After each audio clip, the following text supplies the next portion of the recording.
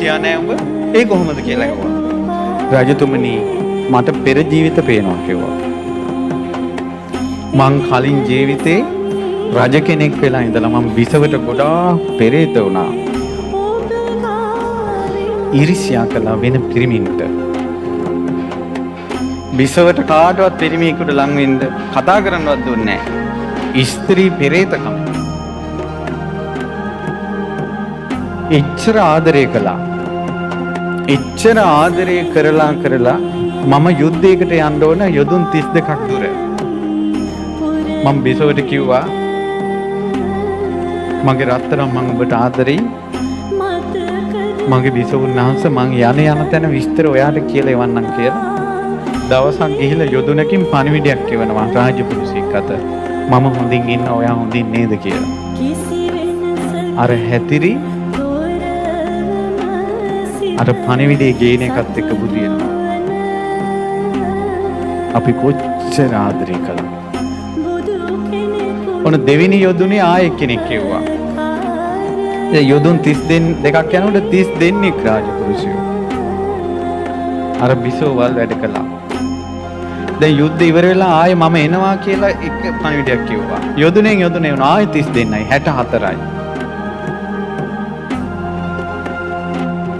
ඊට පස්සේ පුරෝහිතතුමායි රජුරුවන්ගේ තරුණයි. අර හැතිරි ඒ පුරෝහිතට බැල්ම හෙළුවා. පුරෝහිත කිව්වා මම දරුවෙක් වගේ. ඔබ රජ බිසව අම්මා කෙනෙක් වගේ.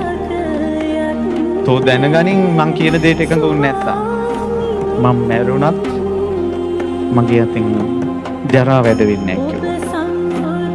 අරකි මොකද කළේ තරහට ගිහිල්ලා මේ ඇඟ හූරගෙන මූණට ඇඟ අතින් තලාගෙන ඇඳේ පෙරලිලා හිටියා.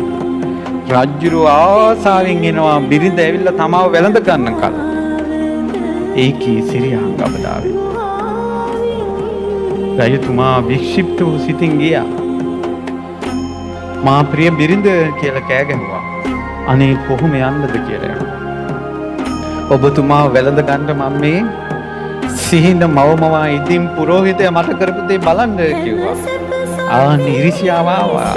පිරිමියෙක් මගේ ගෑනිට අත තියලා කියලා.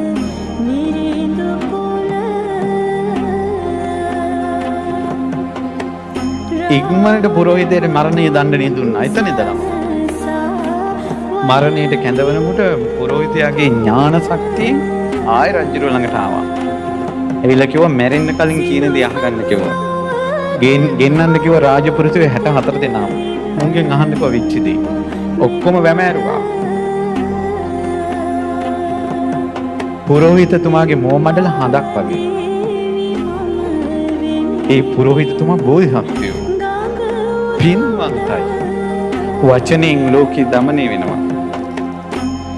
අනේ මම මේ වාගේ උතුම් පුරෝහිත රත්නයක් මේ ගෑනිට තියෙන පෙරේත කම නිසා නසන්න හැදුවනේ. ගෑනුන්ට තියෙන පෙරේතකම නම් එපා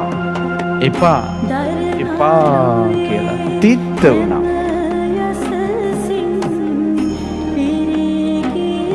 පෙරේතව හිටපු මිනිස්සෙක්නේ සත්‍ය ඉදිරියේ තිත්ත වුණා. රජතුමනි එදා ඉඳලා මං ආපු සංසාරේ මට ඉරිසියාව ඇති වෙන්නේ නැහැ කිව්වා එදා ඉඳලා. ඔයාලා දන්නවද ඒ කවුද කියලා? සාරිපුත්ත මහරහතන් වහන්සේ සංසාරේ.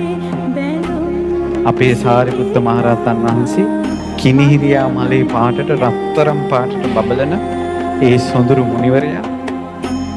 බුදුරජාණන් වහන්සේ හැරෙනකොට තුන් ලෝකෙම අග්‍රම මුනිවරයා. ඒ සාරිපුත්තයන් වහන්සේ සසරේ ඉරිසියා කළේ නෑ. ඉරිසියා කරන්නේ නැහැ කියන එක සුළු දෙයක්ද දෙයනේ.